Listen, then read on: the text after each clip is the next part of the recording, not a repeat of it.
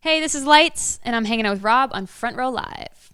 Finally reunited with Lights. Finally! It's been 4 long years. How are you? I'm good. A lot has happened in 4 years, A man. lot has You look happened. good. So do you. So do you. I'm loving the hair. Thank you. It's different. And you know what? Just got to take the plunge sometimes, right? This one was actually a long time coming, though. I mean, I'd been planning to dye my hair red for over a year because I've been working on this comic concept record.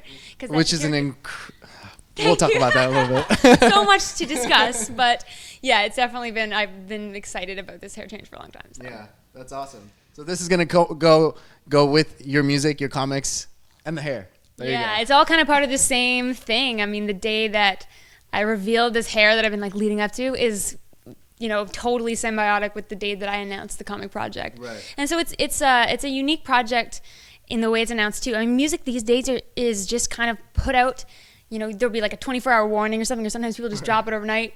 And Beyonce? Then, yeah, well, Beyonce, yeah, and like Drake's putting a record out every year, and you know, music is just consumed, and I can't put music out that quickly. Like it's challenging for me to put music out that quickly, and in this landscape, if you're not gonna put music out quickly, you have to come up with other ways to make people excited about a project and be willing to wait for more time than they would normally wait. So true, but see, this is when it's okay because, and I'm not putting anybody else down, but you do your own stuff. Like nobody else is involved. That's the difference with you and other artists. So you're fully exactly. So, I mean, we can wait 4 years. It'll be worth it. Like that's for sure. I feel that with my fans and the people that listen to my music is there's their appreciation for something that comes from me, and that matters a lot. But this project in particular, I mean. I've been drawing on its own it took a year, you know, and intertwined in all of that. There was the writing of the story and then making the album alongside it, which ties in with every single comic issue and every single song is infused into each chapter. So it's really, really tied in and was like, this had to be intact from the beginning. Right. Now, since the first time that I first heard of Lights, you know, the obvious thing was obviously you're obsessed with comics. You love this kind of, you know, lifestyle. So why did it take 4 albums for you to finally like be okay to do this? Like, is that something that you've been like really looking forward to making happen? Oh yeah, I have been wanting to do this my entire life, and like I said, it's one of those things that has to be intact from the beginning. So you know, I had to come up with a story idea before I wrote any single song for the record because everything had to be part of the same project, right? So it's just having the foresight and the wherewithal to create the complete concept before you even launch into the next process, and that's like, if you miss that opportunity, it's gone. Not to mention, I was unsure if I could do it because I've drawn and I've released paintings, and there's always been a comic influence in my art and my aesthetic and in my videos, and I did Captain Lights back in like '09. It was a little comic series online, but I never drew that. That was Tom Coker, who I'm a fan of, and I knew with a project like this, unless I had a ton of money to hire an artist, I would have to do it myself. So I had to teach myself how to create comics because I didn't know how to do comics. I had to like go do webinars online. As if you didn't already have so much on your plate. Like, you just add something else. Yeah, it was like YouTube University every day learning how to do this. And even now, as I'm like delivering the art to my comic publisher, Dynamite, Googling how to deliver art. Like it's all a learning curve, which has been amazing. And the funny thing was I'd come to terms with the fact that I would have to draw this thing. And I was excited about that, but I'm like, this is a workload because it's 150 pages and it takes me about 8 to 10 hours a page. So that you do the math, it's a lot of time invested. I don't want to do the math. And so I was like, okay, well I don't know how to write it. I don't know how to write comics. So I'll draw it and get someone to write it. And of course I reached for the sky. I basically online stalked my favorite writer, Brian K. Vaughan. He's a legendary comic writer, and he does a lot of screen now, but not a lot of TV. But he's a brilliant writer, and I sent him some music, and we went back and forth, and I asked him to write it. I reached out for the stars, and of course I knew he wasn't going to be able to do it because he's too busy. But it was because of him that I decided to try writing it. He encouraged me to do it.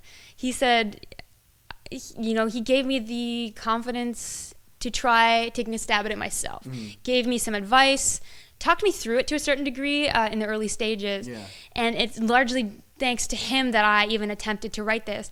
And I just kind of sat down and I'm like, okay, I got to read some books on comic writing. I read, Alan Moore's writing for comics, and that influenced me a lot. And just there's definitely a lot of research. There's a lot of research out there, and the reality is everybody has a different approach, so you just have to pick the one that really best suits you, and then you just got to do it. So I sat down and I wrote, and the best advice I ever read was, there's no such thing as good writing, it's just good rewriting. So basically, the first ideas I had were nowhere near where it is now, but it evolved, and I watched it happen, and now I feel like I'm capable of anything.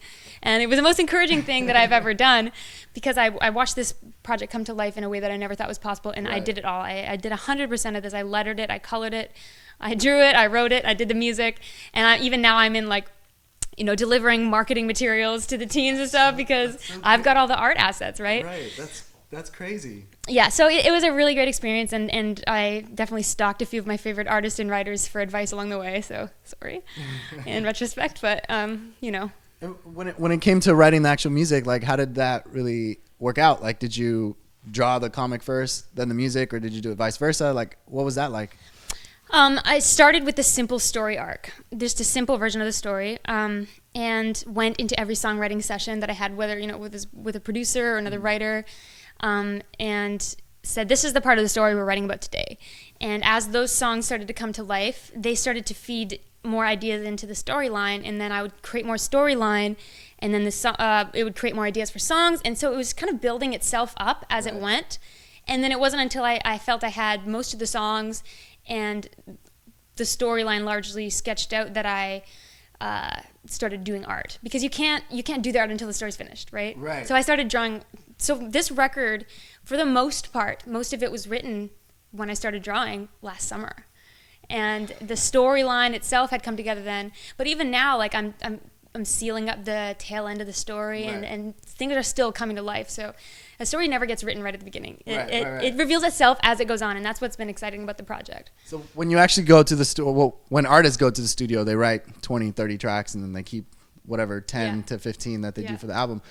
Is it the same kind of situation this time around? Did you just have all of these extra writings and drawings and then scratch them off?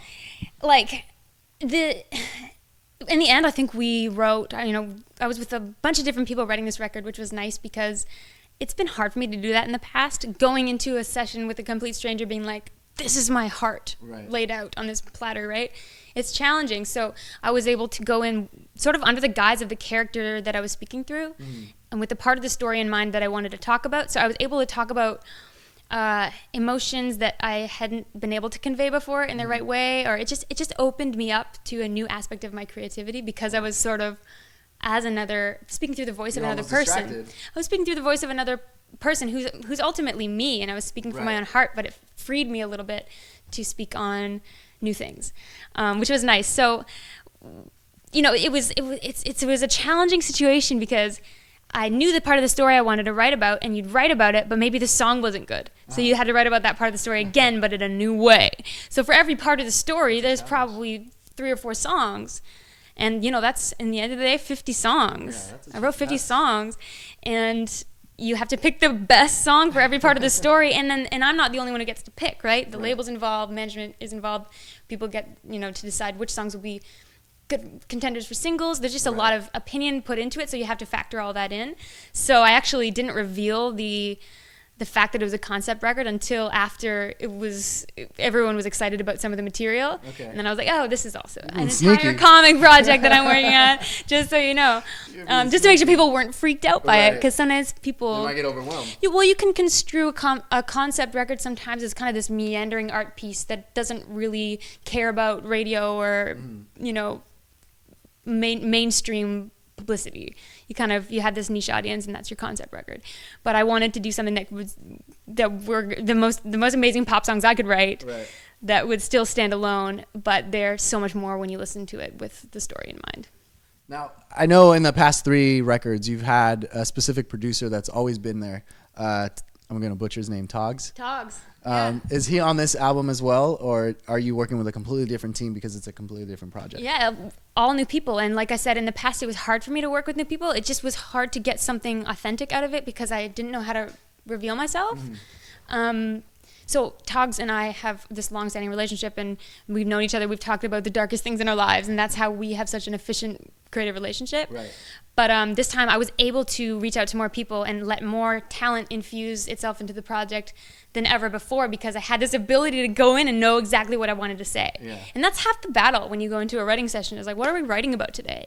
And you can sit there and like battle through that aspect for like hours, and then half your day's gone, you never get anything done. Right. It's like, oh, I'm gonna write about my emotion when I was like offended when I was 12. Like, it's really hard. But with this, this is the moment in the story where this happens, and this is an emotion in my life that reflects this emotion I want to convey. So we're going to tie these together, and this is what we're going to write about. And it was so efficient and fun, and I met some new talents, like this guy Dylan Bald. I did 3 songs with him. Okay. This young guy, he's in a band called Floor, and they're killing it now. And we like just gelled. It was this total, we went into the session as equals, and it was just this amazing experience creating with him. And I would never have been able to pull that out of myself, because I found that the more confident you are, the more in who you are, the more capable you are of letting other people influence it, because you're not afraid of being lost in it. Okay. Because I think, if you sit in a session, you don't have any confidence, it's just going to sound like them. So I feel like now with this project, I had enough confidence to go in and like let all of the talent come through. And alternately, I got to work with Big Data on a track. Got to work with Corin Roddick from Purity Ring. We did a track. Okay. Josh Dunn played on a couple tracks. Yeah, you got me excited with that one. Yeah, he's just incredible, and he brought them to life. So it was just it's really like a really natural creative flow on the project, despite the scope of it. Yeah. That's so cool. Like it's just crazy that you're able to bring so many people into like this project, especially when it's like the first time that you're trying something new. Yeah, that became kind of the mantra of the project, is like, let's do something that we've never done that pretty much don't think is possible, and make it work. Like the first single that will be coming out, called Giants, and is coming out next month. And it's amazing. Yeah, I'm excited. Like, I want to hear it. Yeah, you heard it. And I felt like I had to whisper that because I would get in trouble for that. Hear it. You're not gonna get in trouble. And the challenge, when I was in the session, I was in with these guys, Mick and Ian, and they're incredible, Mick Schultz and Ian James. And we were just kind of brainstorming, coming up with ideas, and we basically wrote two songs, and both of them were so cool, but they were totally different BPMs, like tempos. And we're like, can we put these together? Because how will this work? We wrote this killer chorus and then the verse, but then you go back to the chorus and you realize they're totally different time signatures. So not time signatures, but different tempos. And we made it work. Freaking made it work. The first thing I was gonna tell Carrie, I was like, I love the highs and the lows, because it's like two different things. Two different vibes, but and the biggest challenge was not only switching to the new tempo in the chorus, but then bringing it back to the verse tempo after the chorus. A lot of people will change tempo in a song, but never go back, right? We went back, and it is possible. Yeah, it is possible. Anything is possible. That is the one thing I've learned in the last year. Anything is fucking possible. I have done things that I never thought I could do ever. And the fact is, if you want to do something, you do it and you learn. You can learn on YouTube. Well, it's not even that. Like, I'm just blown away that like we mentioned earlier, so many things have happened since the last time we talked. And while you're creating this like crazy masterpiece of a project, like you're learning to be a mother at the same time. Yeah, that's a new journey every day. So it's like, how do you balance the two? Luckily there hasn't been touring, and I haven't been busy, right? I've just been at home drawing, making music, and being a mom, right? So there's nothing competing with those two things, and that's good. Like, that's probably the only way that was possible. I think that's the hardest part, like balancing that. Balancing is totally the hardest part. And having Bo around, he hasn't been touring a ton either. We're both working on records, right? So he's been home a lot. He's an awesome dad. And when I can't, when I have stuff that I have to dive into, and with art and writing, you have to disappear kind of. So I'll just be working, and she's captivated with him. And that's really cool that I'm lucky enough to have that. Now, as you guys are both working on albums, does that affect you at all, or maybe like help you? Because he's working on his material, so it's like maybe you guys are feeding off of each other as you guys are writing your own stuff? It's funny, we share our experiences in studio and like talk about our day and how that session went bad, or that was great, or I liked that person, or that we didn't get along, or the lyrics are weird, but this part's cool. We share those experiences with each other, just like any husband and wife coming home from work and talking about their day, right? But we don't creatively affect each other's work. Like, we're in different. I'm lucky enough to be married to someone who does the same thing as me but doesn't. Like, we're in different genres of music, and I honestly don't know how to write the kind of music he writes. And he doesn't really write the kind of music I write. So there's this good distance. You just have to scream. That's all you have to do. Right, I know. Well, like, I mean, it's funny. There's like the way the songs are laid out, and the like pacing and the drums, like everything's different. And I just don't know. I like listening to it, but I don't. It's totally different from making a pop song, which has its own challenges. So we respect each other's creative flow and don't usually, I mean, we'll ask each other for our opinions and we'll be honest with each other. Oh, that must be room service. But we stay out of each other's hair largely creatively, which is I'm thankful for. You know, that's really cool. I'm just seriously, like, I'm speechless because of what I heard so far on the record. Yes. You only heard a few songs. And it's only it was only a few songs, but I'm like, dang, like, this is so cool. We'll talk about that afterwards. I don't want to give things away. But more to come, obviously. Exactly. Let's bounce back to this record. You've been in the game for 11 years now. So I'm sure each time you go into the studio, I'm sure there's always a new challenge. Is there that one challenge that you just can't like seem to accomplish each time? Like every time you go into the studio, you still have to face it? You know, one of the things I've noticed this time around is my enjoyment of vocals. Because in the past, I would write a song I was excited about, and I would, rock a demo vocal or something and just be like, yeah, I'll do a better vocal later. But vocals are always hard, and I never enjoy them for some reason. And I just don't have fun doing them. And I don't know why. It's funny because that's your craft. That's like your craft. Why are these melodies that like I can't sing? I hate doing interviews. I just had to do them. But this time around, I enjoyed every minute of it. For the most part. I mean, vocals are challenging, and I'm a perfectionist. And I'm really hard on myself about what sounds good and what's right and what's cheesy, and like, I just you're always your worst critic, right? So that's why I think vocals have been hard for me.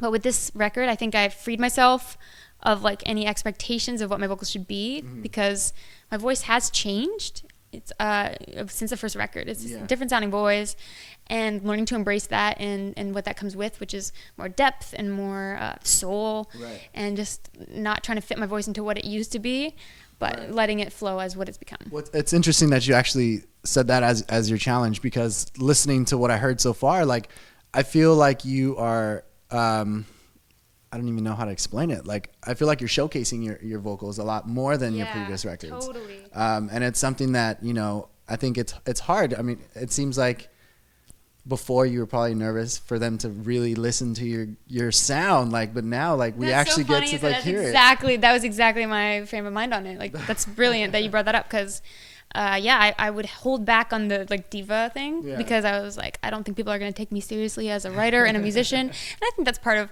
10 years ago when I first started, being a woman in production was even more rare, and people won't take you seriously. They'll just think you're a singer. And people did. People to this day still think I'm just a singer, but I think not that there's anything wrong with being just a singer, but there's so much more to my art than that.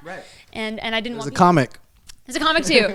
But I wanted people to,